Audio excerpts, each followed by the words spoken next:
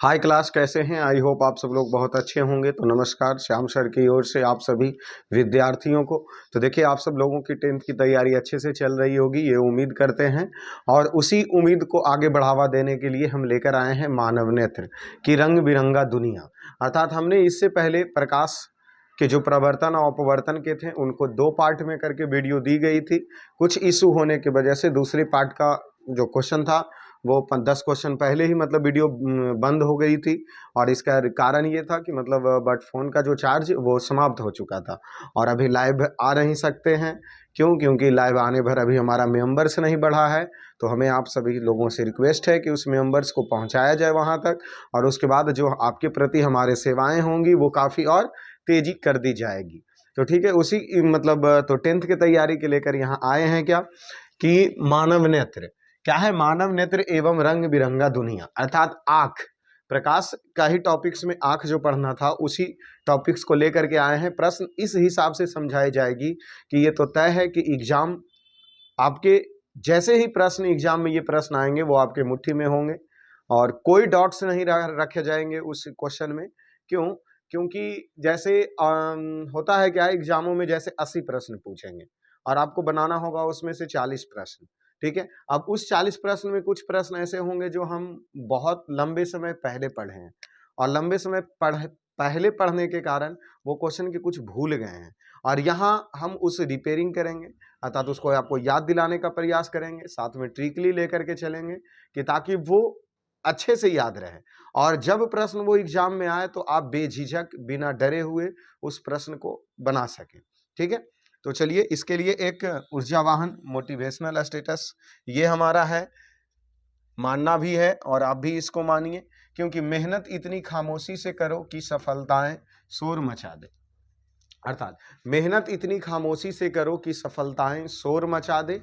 अर्थात पढ़ाई एकदम जैसे जहां तक हो सके बिना दिखावा का पढ़ाई, आराम से कमरे में बैठकर जब सब लोग सोए रहें उस समय हम अपनी तैयारी को मजबूती करें।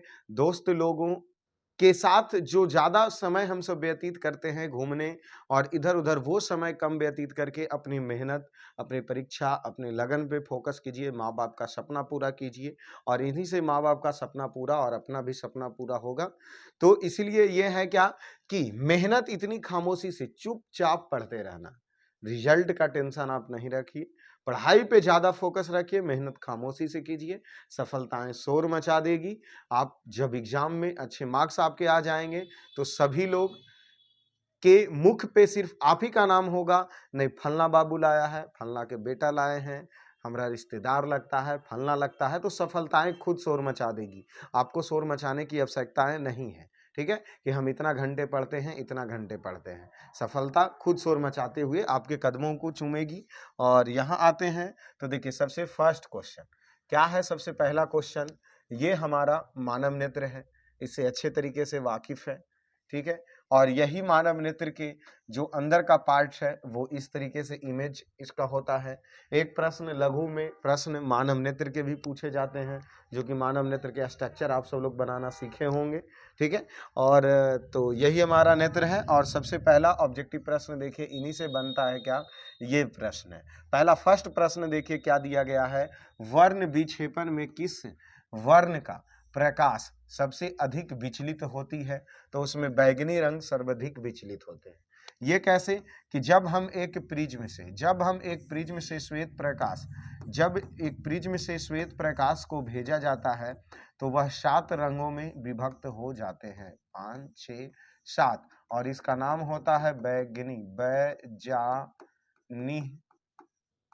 पीना ला, अर्थात बैगनी, नारंगी, नीला, हरा, पीला, नारंगी, लाल।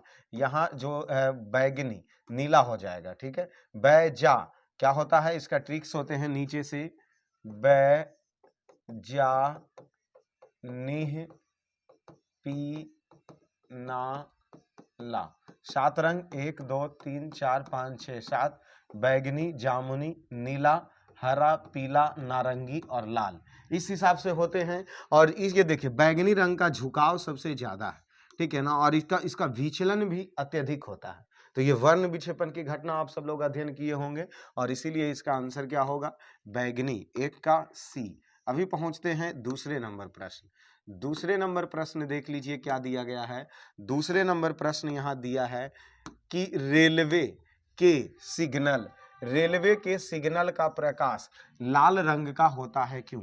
अर्थात देखे होंगे कि रेलवे फाटक पे जो होते हैं वो बल्ब जो लगे होते हैं ट्रेन के लिए, वहां पे जो इसका सिग्नल वो लाल रंग का क्यों प्रयोग किया जाता है। इसका कारण क्या है, क्योंकि लाल रंग का तरंगदैर्घ्य जो है वो अधिक होता है, अर्थात सबसे ज्यादा दूरी तक लाल रंग तय कर सकती है। इसीलिए रेलवे के फाटक सिग्नल में लाल रंग का प्रयोग किया जाता है कि ताकि दूर से ही खतरे का निशानी, दूर से ही किसी व्यक्ति को पता चल सके कि सिग्नल लाल जल चुकी है, सड़क अर्थात रेलवे फाटक पार नहीं करना। इसीलिए लाल रंग का सिग्नल का उपयोग किया जाता है क्योंकि उसका तरंगदैर्घ्य अधिक होता है, इसलिए 2 का ए हो गया। ठीक है, अब आते हैं प्रश्न 3 में। 3 देखिए क्या दिया गया है। 3 श्वेत प्रकाश के विभिन्न वर्णों में विभक्त होने की घटना को क्या कहते हैं। जैसे जो हम ये प्रिज्म से श्वेत प्रकाश को गुजारे और ये जो 7 रंगों में विभक्त हुआ, इस घटना को क्या कहते हैं, तो प्रकाश का वर्ण विक्षेपण कहते हैं। प्रकाश का वर्ण विक्षेपण कहते हैं, इसीलिए इसका आंसर बी हो गया। ठीक है, 3 नंबर प्रश्न के बाद 4 नंबर प्रश्न आ जाइए। 4 नंबर देखिए प्रश्न क्या दिया गया है। 4 नंबर प्रश्न हमारा दिया है, कहाँ चले गए सर, जूम हो गया हल्का सा, चलिए ठीक है, ये रहा हमारा 4 नंबर प्रश्न। 4 नंबर प्रश्न देख लीजिए क्या पूछा है। प्रकाश का प्राथमिक वर्ण है, अर्थात प्रकाश का प्राथमिक रंग कौन होता है, तो उसमें हम सब क्या कहते हैं, नहला, ऐसे याद कर सकते हैं, नहला, न से नीला, ठीक है, ह से हरा, ल से लाल, इसीलिए ये तीनों रंग प्राथमिक रंग है। इसके लिए ट्रिक हम बनाते हैं, तो क्या है, नहला, क्या हो गया, नहला, तो न से नीला, ह से हरा और ल से लाल, तो नीला, हरा, लाल, इसलिए इसका सभी होगा। जो कौन रंग है, तो यह प्राथमिक वर्ण है, प्राथमिक रंग है। ठीक है, चलिए ये हमारा 4 भी कंप्लीट हुआ। अब पहुंचते हैं 5 नंबर प्रश्न। क्या दिया गया है 5 नंबर प्रश्न, वो देख लीजिए। क्या कारण है कि अंतरिक्ष यात्री को आकाश नीला की अपेक्षा काला दिखाई पड़ती है। जैसे कहने का मतलब ये हो रहा है कि जब अंतरिक्ष यात्री जब अंतरिक्ष में तैरते रहते हैं या चले जाते हैं, तो अंतरिक्ष से आकाश का रंग उसे काला दिखाई पड़ता है। क्या कारण है कि वो काला दिखाई पड़ता है, ये प्रश्न ये पूछा है। क्योंकि वायुमंडल एवं प्रकीर्णन का ना होना, अंतरिक्ष में ना तो वायुमंडल है, और जब वायुमंडल ही नहीं है तो श्वेत रंग का प्रकीर्णन अर्थात वर्ण विक्षेपण की घटनाएं नहीं होती है, और जिसके कारण अंतरिक्ष काला दिखाई पड़ता है। तो इसका कारण यही बनेंगे कि वायु अर्थात यांतरिक्ष में वायुमंडल की उपस्थिति नहीं है, और ना ही वहां पर किसकी घटना घटती है, प्रकीर्णन का होना। इसीलिए अंतरिक्ष यात्री को यांतरिक्ष काला दिखाई पड़ता है।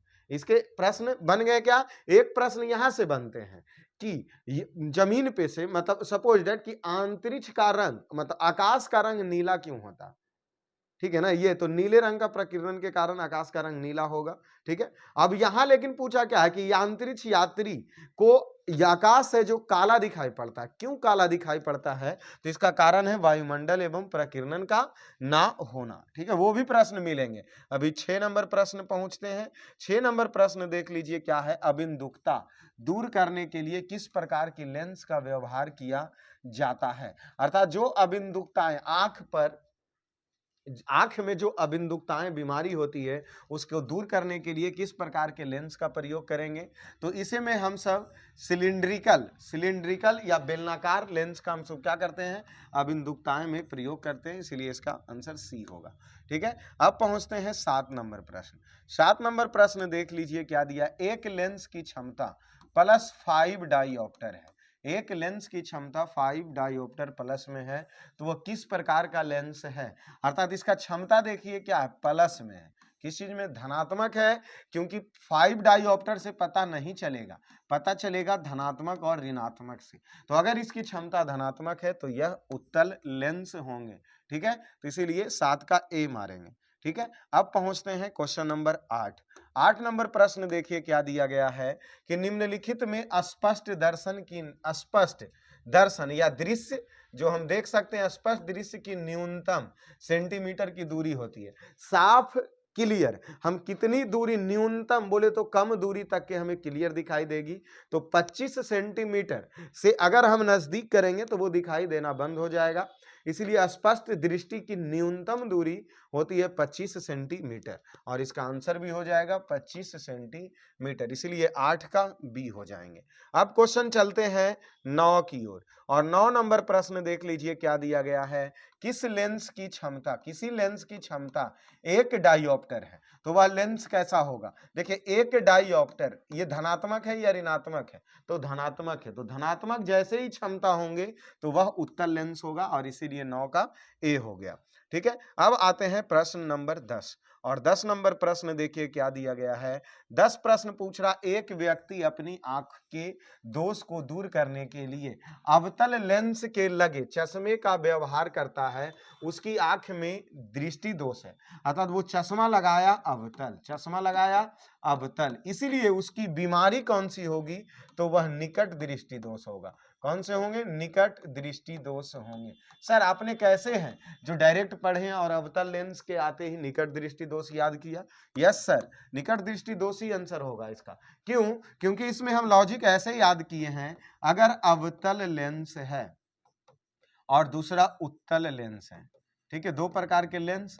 अब इस लेंस में अवतल 4 अक्षर का बड़ा है, इसीलिए इसमें बड़ा वाला में बड़ा लेंगे निकट, और उत्तल छोटा वाला में छोटा, अर्थात निकट 3 अक्षर, बड़ा वाला में बड़ा और उत्तल छोटा वाला में, ये एक दू ही से न लिखल है, इसलिए उत्तल में दूर, ठीक है, तो छोटा वाला में छोटा। तो यहाँ अगर वह अवतल लेंस का चश्मा पहन ले है तो निकट दृष्टि दोष से ग्रसित वो व्यक्ति है, अगर वही उत्तल लेंस पहना होता तो दीर्घ दृष्टि दोष से ग्रसित होता, और इसीलिए हमने डायरेक्ट उत्तल लेंस देखा और मारा क्या? निकट दृष्टि दोष। तो 10 नंबर प्रश्न भी हमारा कंप्लीट हुआ। अब पहुंचते हैं 11 नंबर प्रश्न। क्या दिया? एक स्वस्थ आंख के लिए दूर बिंदु है, मतलब एक स्वस्थ आंख के लिए दूर बिंदु अनंत होती है, जैसे वो अधिकतम कितना दूर तक, अनंत दूरी तक देख सकते हैं, एक स्वच्छ आंख है, इसीलिए अनंत दूरी, अधिकतम दूरी अनंत होगी, और न्यूनतम किसी भी स्वच्छ आंख के लिए कितने सेंटीमीटर? 25 सेंटीमीटर बोले, इसीलिए अधिकतम दूरी क्या हो जाएंगे? अनंत हो जाएंगे। तो 11 नंबर प्रश्न कंप्लीट। अब पहुंचते हैं 12 नंबर प्रश्न। क्या दिया गया है? आंख में जाने वाले प्रकाश की तीव्रता को नियंत्रित करता है। जब जैसे यहां बल्ब जल रहा, इस बल्ब का प्रकाश हमारे आंख में जब पहुंचा तो इस प्रकाश को नियंत्रित आंख का कौन सा भाग करता है, जो पूछ रहा है। तो ये आंख के पुतली है जो इस प्रकाश को नियंत्रित करते हैं, ठीक है, इसीलिए इसका आंसर पुतली होगा।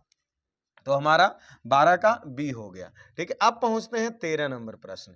क्या पूछा है? मानव नेत्र के लिए दृष्टि का अस्थायित्व होता है, मतलब कहने का मतलब मानव नेत्र पर किसी वस्तु का प्रतिबिंब कितना सेकंड तक बना रहता है।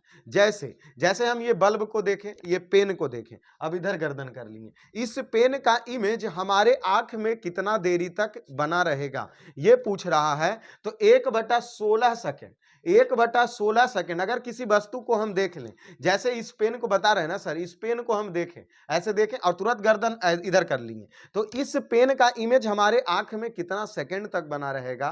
तो 1/16 सेकंड तक इस वस्तु का या किसी वस्तु का प्रतिबिंब हमारे आंखों तक बना रहता है, इसलिए इसका आंसर क्या हो जाएगा? बी हो जाएगा। 13 नंबर प्रश्न। अब आते हैं सर 14 नंबर प्रश्न। क्या दिया है 14 नंबर प्रश्न? मानव नेत्र अभिनेत्र लेंस की फोकस दूरी को समायोजित करने पर विभिन्न दूरियां पर रखी हुई वस्तु को फोकसित कर सकता है, ऐसा हो पाने का कारण क्या है?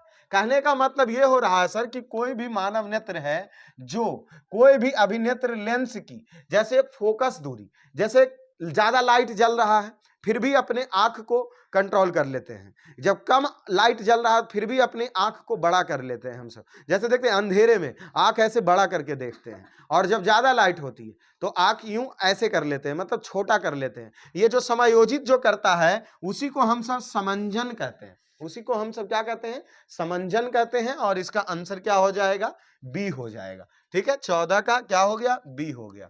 15 नंबर प्रश्न देख लीजिए, क्या दिया है 15 नंबर प्रश्न, दो डायोप्टर क्षमता वाले लेंस की फोकसांतर होगी। सर देखिए ना, P बराबर दिया है दो डायोप्टर, तो F बराबर भाट होंगे। ठीक है, दो डायोप्टर तो F है जो वह उस लेंस की फोकसांतर होगी, दो डायोप्टर क्षमता वाले लेंस का फोकसांतर होगा, तो F बराबर अर्थात P बराबर होता है क्या, 1/F।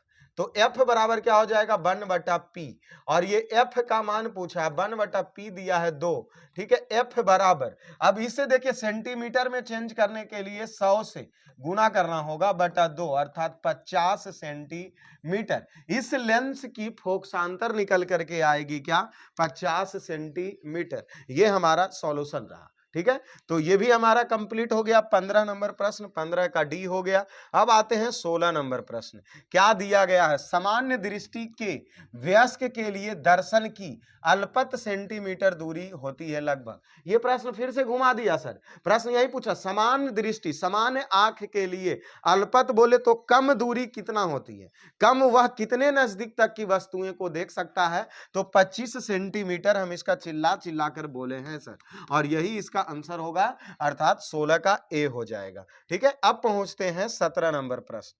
17 नंबर प्रश्न देख लीजिए, क्या दिया गया है, नेत्र लेंस के पदार्थ का अपवर्तनांक लगभग कितना होता है। अर्थात नेत्र में जो लेंस लगा है, अर्थात मानव आंख में एक लेंस है, उस लेंस का अपवर्तनांक कितना होता है, तो 1.396। ये इसके क्या होते हैं, अपवर्तनांक होते हैं, और इसलिए 17 का आंसर सी हो जाएगा। अब पहुंचते हैं 18 नंबर प्रश्न, क्या दिया गया है, नेत्र लेंस की फोकस दूरी बढ़ जाने पर आंख में उत्पन्न होती है। जैसे नेत्र लेंस जो है, आंख में लेंस है, इसकी फोकस दूरी अर्थात F बढ़ जाए तो आंख में दीर्घ दृष्टि दोष होंगे, क्योंकि जैसे ही फोकस दूरी बढ़ेगी तो किसी वस्तु का प्रतिबिंब नेत्र पर नहीं बन के नेत्र के बाहर बनेगी, और वहां एक आंख में दोष उत्पन्न होगा, और उस दोष को कहेंगे क्या, दीर्घ दृष्टि दोष। ठीक है, तो इसीलिए 18 का बी हो गया। अब पहुंचते हैं 19 नंबर प्रश्न। 19 नंबर प्रश्न देखिए क्या है, नेत्र गोलक की त्रिज्या बढ़ जाने से आंख में, हल्ला नहीं, आंख में उत्पन्न दोष होता है। नेत्र गोलक की त्रिज्या क्या हो गई, बढ़ गई, तो आंख में निकट दृष्टि दोष होंगे। क्यों, क्योंकि उसकी त्रिज्या बढ़ जाने के कारण वस्तु का प्रतिबिंब रेटिना पर नहीं बन के रेटिना के पीछे बनेगी, और इसीलिए आंख में एक बीमारी उत्पन्न होगा, और उसे हम सब निकट दृष्टि दोष कहते हैं। 19 का ए। अब आते हैं प्रश्न नंबर 20। 20 नंबर प्रश्न देख लीजिए, क्या दिया गया है, 20 नंबर कह रहा, डॉक्टर वर्मा के चश्मे की क्षमता प्लस 0.25 डायोप्टर है, तो उनके आंख में उत्पन्न दोष है। सर पहले ये समझ लीजिए, प्लस लगा हुआ है, तो जैसे ही इसका जो क्षमता है वो धनात्मक है, तो यह उत्तल लेंस हो गया। कौन से लेंस के डॉक्टर साहब चश्मा पहन ले हैं, उत्तल लेंस के। और उत्तल लेंस के चश्मा तो तभी पहनेंगे जब व्यक्ति में दीर्घ दृष्टि दोष हो जाए, या दीर्घ या उसी को दूर बोलते हैं, तो दूर दृष्टि दोष। क्यों, क्योंकि छोटा में छोटा, तो इसलिए उत्तल लेंस के लिए दूर दृष्टि दोष या दीर्घ दृष्टि दोष, और इसका आंसर क्या हो जाएगा, बी हो जाएगा। ठीक है, 20 नंबर प्रश्न हमारा कंप्लीट हुआ। अब पहुंचते हैं 21 नंबर प्रश्न। दूर दृष्टि दोष वाले व्यक्ति को जिस चश्मे का प्रयोग किया जाता है उसमें लगे लेंस, कौन व्यक्ति, दूर दृष्टि दोष, छोटा में छोटा, तो बोले कौन लेंस, उत्तल लेंस। अगर किसी को दूर की वस्तु, दूर दृष्टि दोष में नजदीक की वस्तु उसे क्या दिखाई देगा, साफ नहीं देंगे, दूर वाला वस्तु साफ देगा। अब जिस व्यक्ति को नजदीक वाला वस्तु साफ नहीं दे रहा, वो एक चश्मे का प्रयोग करेगा, और वो चश्मा रहेगा उत्तल लेंस। इसीलिए 21 का 1 हो गया। अब पहुंचते हैं 22 नंबर। 22 नंबर प्रश्न देखिए, फोटोग्राफी कैमरा में अभिदृशक होते हैं, फोटोग्राफी कैमरा में कौन से लेंस होते हैं, तो उत्तल लेंस, क्योंकि कैमरा में कौन से, फोटोग्राफी में उत्तल लेंस, और 22 का ए हो गया। अब पहुंचते हैं 23 नंबर प्रश्न। क्या दिया, निकट दृष्टि दोष का निवारण किस लेंस, बड़ा में बड़ा लेंस, तो बड़ा लेंस कौन सा, अवतल लेंस, बड़ा में कौन लेंस? अवतल लेंस, और इसीलिए इसका आंसर बी होगा। तो 23 का बी हो गया। अब प्रश्न पहुंचते हैं 24 नंबर। 24 नंबर प्रश्न देख लीजिए क्या दिया गया। मानव नेत्र जिस भाग पर किसी वस्तु का प्रतिबिंब बनाते हैं उस भाग को क्या कहते हैं? तो दृष्टि पटल कहते हैं, क्योंकि मानव नेत्र का जहां पे प्रतिबिंब मानव नेत्र में बनते हैं उसे हम सब दृष्टि पटल कहते हैं। और 24 का डी हो गया। 25 नंबर प्रश्न देख लीजिए क्या दिया है। नेत्र द्वार किसी वस्तु का कैसा प्रतिबिंब बनाता है? तो सर वह वास्तविक, उल्टा और वस्तु से छोटा। अर्थात मानव आंख में जो प्रतिबिंब बनते हैं वो बड़े बड़े टावर का भी प्रतिबिंब छोटा बना देता है। ठीक है, तो इसीलिए वो वास्तविक प्रतिबिंब बनते हैं और साथ में उल्टा प्रतिबिंब बनता है और वह वस्तु से छोटा रहता है। तो सर हम ये, अगर इसका प्रतिबिंब हमारे आंख में उल्टा बन रहा तो इसको हम देखते हैं कैसे? सीधा। तो वास्तविक चीज ये होता है कि जब ये वस्तु ऐसे सीधा है, इसका हमारे आंख पर जो प्रतिबिंब बना तिरछा बना, और मस्तिष्क का भी काम है जो उल्टा प्रतिबिंब है उसको सीधा करके देख लेता है, इसीलिए वस्तु हमें सीधा दिखाई देते हैं। और ये जो आंसर इसका होगा वास्तविक, उल्टा और वस्तु से छोटा। तो 25 का डी हो गया। 26 नंबर प्रश्न आ जाइए क्या दिया गया है। मानव नेत्र में किस प्रकार के लेंस पाए जाते हैं? अभी तो हमने बोला उत्तल लेंस। मानव आंख में लेंस जो है वो उत्तल लेंस पाए जाते हैं। ठीक है, तो ये 26 का ए हो गया। अब प्रश्न पहुंचते हैं 27 नंबर प्रश्न। क्या दिया गया? मानव नेत्र द्वारा बने प्रतिबिंब के लिए पर्दे का कार्य करता है। तो वह दृष्टि पटल, मतलब दृष्टि पटल है जो पर्दे का प्रतिबिंब बनाने के लिए, कौन से पटल? दृष्टि पटल पर ही प्रतिबिंब बनती है, इसलिए पर्दे का काम किया कौन? दृष्टि पटल। ठीक है, ये हमारा 27 कंप्लीट हुआ। अब प्रश्न है यहाँ 28 नंबर। सामान्य आंख दृष्टि पटल पर बनने वाला प्रतिबिंब होता है कैसा? काल्पनिक एवं सीधा। दृष्टि पटल पर जो प्रतिबिंब बनता है वो प्रतिबिंब सामान्य आंख के दृष्टि पटल या रेटिना पर जो बनने वाला प्रतिबिंब होता है वह काल्पनिक, ऐसे तो इसका उल्टा होना चाहिए, वास्तविक एवं उल्टा प्रतिबिंब बनते हैं। क्यों? क्योंकि रेटिना पर प्रतिबिंब उल्टा बनता है, ठीक है ना, तब उसको सीधा करके देखते हैं, इसीलिए इसका हम सब ले लेंगे वास्तविक लेंगे और उल्टा लेंगे। तो 28 का डी लेंगे। ठीक है, अब आते हैं प्रश्न नंबर 29। क्या दिया गया है? 29 नंबर प्रश्न देख लीजिए। 10 मीटर फोकसांतर वाले किसी अवतल लेंस की क्षमता कितनी होगी? एफ बराबर दिया है 10 मीटर, पी बराबर वाट।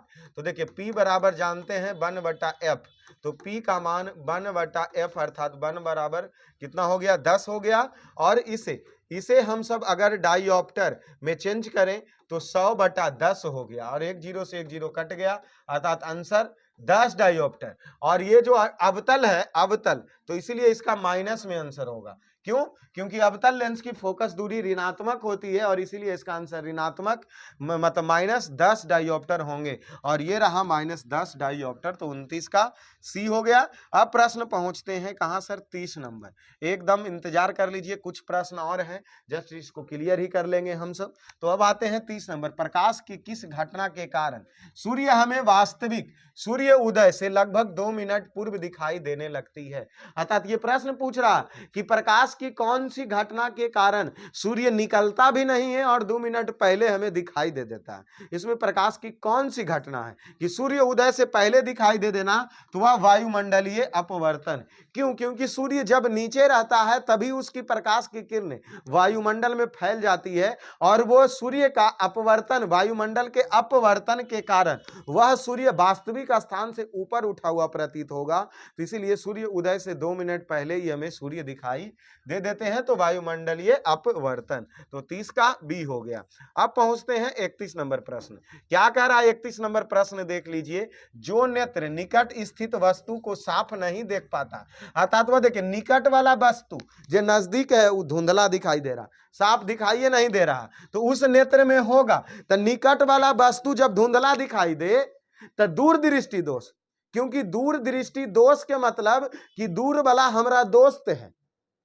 जब दूर वाला हमारा दोस्त है तो दोस्त तो साथ देगा, तो दूर वाला वस्तु हमें साफ दिखाई देगा और नजदीक वाला वस्तु हमें साफ दिखाई नहीं देगा। इसलिए जब निकट की वस्तु साफ नहीं देखे तो उसे हम सब दूर दृष्टि दोष या दीर्घ दृष्टि दोष बोलते हैं। और यही हमारा ए हुआ। अब यही प्रश्न पूछ दे कि कौन से कोई मानव नेत्र के दूर की वस्तु साफ नहीं दिख रहा, और नजदीक वाला साफ दिख रहा, तो साफ दिख कौन रहा, दोस्त आपका कौन है, नजदीक वाला ना, तो नजदीक वाला दोस्त हो गया तो बीमारी आपको नहीं होगा।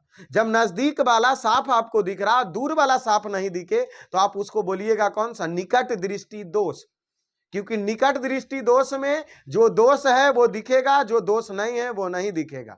इसमें कह रहा था कि कहां वाला वस्तु, निकट वाला वस्तु साफ नहीं दिखे।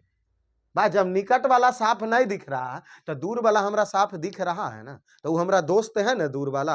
तो उल्टा कर देना है कि जब निकट के वस्तु नहीं दिखे तो दूर दृष्टि दोष उसको बोल देंगे। और इसीलिए आंसर इसका क्या हो गया, 31 का ए। अब आते हैं प्रश्न 32 नंबर प्रश्न।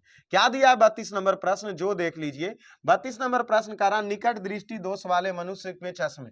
तो बताइए ना, बड़ा में बड़ा, अभी निकट 3 अक्षर के बोले, इसीलिए कौन लेंस, अवतल लेंस, बड़ा में बड़ा, इसीलिए अवतल लेंस। इसका बी आंसर हो गया 32 नंबर प्रश्न क्लियर। और अब पहुंचते हैं 33 नंबर प्रश्न। अब 33 नंबर प्रश्न देखिए क्या दिया है, अभिनेत्र, कौन से अभिनेत्र लेंस की फोकस दूरी में परिवर्तन किया जाता है, तो उसे हम सब पच्छाभी द्वारा, पच्छाभी द्वारा, क्या पच्छाभी द्वारा जो आंख में है उसी के द्वारा फोकस दूरी को परिवर्तित किया जाता है, इसीलिए 33 का सी हो गया। अब पहुंचते हैं 34 नंबर प्रश्न। 34 नंबर प्रश्न देखिए क्या, निम्नलिखित में कौन सा नेत्र रंगीन भाग होता है, अर्थात मानव नेत्र का कौन सा भाग जो काला की तरह चमक रहा है वो रंगीन होता है, तो वो रेटिना होती है। और 34 का बी हो गया। अब प्रश्न पहुंचते हैं 35 नंबर प्रश्न। देखिए 35 नंबर प्रश्न दिया, आकाश का रंग नीला दिखाई देना किस घटना के कारण, तो प्रकाश का प्रकीर्णन के कारण आकाश का रंग नीला दिखाई देता है। क्या प्रश्न पूछा, आकाश का रंग नीला किसके कारण दिखाई देता है, प्रकाश के प्रकीर्णन के कारण आकाश का रंग नीला दिखाई देता है। ठीक है, अब यही प्रश्न एक और पहले पूछा था कि अंतरिक्ष यात्री को अंतरिक्ष में देखने पर अंतरिक्ष का रंग काला दिखाई पड़ता है, कारण क्या है, तो कारण हमने यही बताया कि वहां अंतरिक्ष में वायुमंडल नहीं है और ना ही प्रकाश के प्रकीर्णन की घटना घटती है, इसीलिए अंतरिक्ष यात्री को अंतरिक्ष काला दिखाई देगा। और अगर कोई पृथ्वी पर से आकाश को देखे तो नीला दिखाई देगा, तो वह प्रकीर्णन के कारण। ठीक है, और इसी में एक प्रश्न और पूछ देता है, अंतरिक्ष से अगर कोई व्यक्ति पृथ्वी देखे तो उसको कैसा दिखाई देगा, तो नीला दिखाई देगा। क्यों, क्योंकि पृथ्वी पर जल की मात्राएं ज्यादा है, जिसके कारण नीले रंग का प्रकीर्णन सबसे अधिक होगी और आकाश से देखने पर पृथ्वी नीला दिखाई देगा। इसका आंसर इसमें आ जाते हैं, तो सी हो गया। चलिए 35 कंप्लीट। अब बढ़ते हैं 36 की ओर। 36 नंबर प्रश्न देख लीजिए क्या दिया है, चंद्रमा पर खड़े अंतरिक्ष यात्री को आकाश कैसा प्रतीत होगा। आप देख लीजिए क्वेश्चन घुमाया, मिस नहीं करना। चंद्रमा पर कोई व्यक्ति खड़ा है और देखेगा यह अंतरिक्ष, तो उसको काले न दिखाई देगा। क्यों, क्योंकि अंतरिक्ष में वायुमंडल नहीं है, तो इसीलिए इसका आंसर क्या हो गया, 36 का डी काला हो गया। अब पहुंचते हैं 37 नंबर प्रश्न। क्या दे रहा, तारे का टिमटिमाना का कारण क्या, रात में देखते हैं तो तारा भक भुक भक भुक भक भुक जल रहा, लेकिन वास्तविक में तारा टिमटिमा नहीं रहा, हमको टिमटिमाता हुआ प्रतीत हो रहा। ठीक है ना, तारा वास्तविक में टिमटिमाता नहीं, हमें टिमटिमाता हुआ प्रतीत होता है। इसमें किस घटना के कारण, तो वायुमंडलीय अपवर्तन के कारण। वायुमंडल का झोंका आया चला, तो जब झोंका आया कण, तो ऊपर से प्रकाश नीचे आ भी नहीं दिया, तो तारा गायब हो गया। जब हवा वाला कण चला गया तो तारा दिखाई देने लगा, और नीचे से हम सब विद्वान लोग देख के तारा बोलते टिमटिमा रहा, तारा टिमटिमाता नहीं है, यह वायुमंडलीय अपवर्तन के कारण तारा हमें टिमटिमाती हुई प्रतीत होती है। तो 37 का सी हो गया। अब प्रश्न पहुंचते हैं 38 नंबर प्रश्न। क्या दिया 38 प्रश्न देखिए, तारों का टिमटिमाना प्रकाश की किस घटना को दर्शाता है, तो प्रकाश के अपवर्तन को दर्शाता है। प्रश्न वही घुमा दिया, तो 38 का ए हो गया। अब प्रश्न पहुंचते हैं 39 नंबर। क्या दिया, सरल सूक्ष्मदर्शी में किसका उपयोग, अभी तो बोले कौन लेंस, उत्तल लेंस, सूक्ष्मदर्शी दूरबीन उत्तल लेंस। ठीक है, एकदम कंठस्थ मारिए इसको, तो डी हो गया इसका सही। अब आते हैं 40 नंबर प्रश्न। क्या दिया 40 नंबर प्रश्न देख लीजिए किस लेंस द्वारा उत्पन्न आवर्धन का एसआई मात्रक होता, अरे मापते हैं किस में, तो देखिए ना, लेंस का जो आवर्धन मात्रक है वह मात्रक विहीन होता है, उसका कोई मात्रक नहीं होता। ठीक है ना, वो मात्रक क्या मानेंगे, मतलब लेंस के जो आवर्धन का एसआई मात्रक है वो मात्रक विहीन है, इसलिए 40 का डी हो गया। अब प्रश्न 41 नंबर देखते हैं। क्या दिया, नेत्र में प्रवेश करने वाली प्रकाश की किरणें का अधिकांश अपवर्तन कहां होता है, अर्थात जैसे ही हमारे आंख में प्रकाश पहुंचा और आंख में प्रकाश पहुंचने के बाद उसका रिफ्लेक्ट अर्थात उसका क्या अधिकांश अपवर्तन कहां से होता है, तो दृष्टि पटल जिसे रेटिना कहते हैं उसे टकरा करके प्रकाश बाहर आती होती है। तो अधिकांश जो होता है वो दृष्टि पटल पर होती है, इसलिए इसका आंसर 41 का डी होगा। क्वेश्चन नंबर आते हैं 42 और 42 देख लीजिए क्या दिया गया है। वायुमंडल में प्रकाश के कौन से रंग अधिक प्रकिरणित होता है? तो नीला रंग, ठीक है। वायुमंडल इसीलिए तो आकाश का रंग हमें नीचे से देखने पर नीला प्रतीत होती है, कारण यही है, ठीक है। तो अब मात्र 2 4 5 क्वेश्चन और रह गया, तो आप सब लोग बने रहिए, जाइए कहीं नहीं, क्योंकि अब लास्ट में पहुंच चुके हैं। 43 नंबर प्रश्न देखिए, निम्नलिखित में प्रकाश के रंगों में किस रंग का अपवर्तनांक अधिक है? तो सबसे ज्यादा बैंगनी रंग का अपवर्तनांक अधिक है और सबसे ज्यादा झुकाव भी बैंगनी रंग का, सबसे ज्यादा फैलाव भी बैंगनी रंग का, ठीक है। तो इसके लिए आंसर इसका क्या हो जाएगा? 43 का डी। अब आते हैं लास्ट प्रश्न इस क्वेश्चन का, देखिए क्या है। 44 नंबर प्रश्न देख लीजिए क्या दिया गया है। निर्वात में प्रकाश की चाल होती है, आंख बंद करके 3 गुना 10 पर पावर 8 मीटर प्रति सेकेंड। निर्वात में प्रकाश की चाल 3 गुना 10 पर पावर 8 मीटर प्रति सेकेंड होंगे और इसका आंसर सी हो जाएगा। यहां देख लीजिए कुछ, यहां देख लीजिए हल्ला, यहाँ पे कुछ चाल हम देख लेने वाले हैं, ठीक है, कि विभिन्न माध्यम में प्रकाश की चाल। निर्वात में कई अक्षर? 1 2 3, इसीलिए 3। जल में कई अक्षर? तो जल का पहले अभी छोड़िए, देखिए इसमें प्रकाश की चाल में हम आपको याद करवा दें, सबके लास्ट में लगल रहेगा 10 पर पावर 8 मीटर प्रति सेकेंड, ठीक है। 10 पर पावर 8 मीटर, 10 पर पावर 8 मीटर प्रति सेकंड, 10 पर पावर 8 मीटर प्रति सेकंड, 10 पर पावर 8 मीटर सेकंड। निर्वात में 1 2 3 अक्षर, इसलिए 3 गुना 10 पर पावर 8 मीटर सेकंड। कांच में 2 अक्षर, 1 और 2, इसीलिए 2 गुना 10 पर पावर 8 मीटर। जल देखिए, जल होता है क्या कि जल हम अगर कोई पीने के लिए पानी लोटा में देता है तो उसका हम सब 1/4 भाग पी पाते हैं, 100 पूरी पानी नहीं पीते हैं, इसीलिए। नहीं तो ऐसे देख लीजिए जल, तो जल 2.25 2.25 गुना 10 पर पावर 8 मीटर प्रति सेकेंड। नाइलॉन है जो 1.96 गुना 10 पर पावर 8 मीटर प्रति सेकेंड। इसको भी फोकस कर लीजिए, क्योंकि एग्जाम में अगर ये प्रश्न पूछ चुका है तो ये दोनों भी पूछने की संभावना बनेगी ही, और इसीलिए इसको दिया गया है। एक चीज और लिया गया है, ध्वनि की चाल। विभिन्न माध्यम में ध्वनि की चाल क्या होती है? जैसे वायु में ध्वनि की चाल 332 मीटर प्रति सेकेंड होता है, हाइड्रोजन में 1296 मीटर प्रति सेकेंड होता है, जल में 1483 होता है, और समुद्री जल में 1583, और पारा में 1450, कांच में 5640। कांच को उठा के पटक दो, 5640 टुकड़ा में टूट जाएगा, इसलिए कांच में ध्वनि की चाल 5640 और लोहा में 5133। सबसे ज्यादा 6100 किलोमीटर एल्युमिनियम में होती है ध्वनि की चाल। ठोस वस्तु में ध्वनि की चाल ज्यादा होगी और वायु में कम होगी, क्योंकि वायु माध्यम अर्थात गैसीय माध्यम में प्रकाश की चाल कम होती है और ठोस माध्यम में प्रकाश की चाल ज्यादा होती है। लोहा 5130, फिर से रिपीट, वायु 332, नाइट्रोजन 1296, जल 1483, समुद्री जल 1583, पारा पूरी 1450। कांच को उठा के पटक दो, 5640 टुकड़ा में टूट जाएगा, और लोहा 5130, और सबसे ज्यादा एल्युमिनियम 6400 मीटर प्रति सेकेंड। तो इस प्रकार हमारा मानव नेत्र कंप्लीट हुआ, और फिर अगले टॉपिक्स फिर लेकर के आएंगे साइंस का अगले क्लास में। चलिए, तो धन्यवाद आप सभी लोगों को।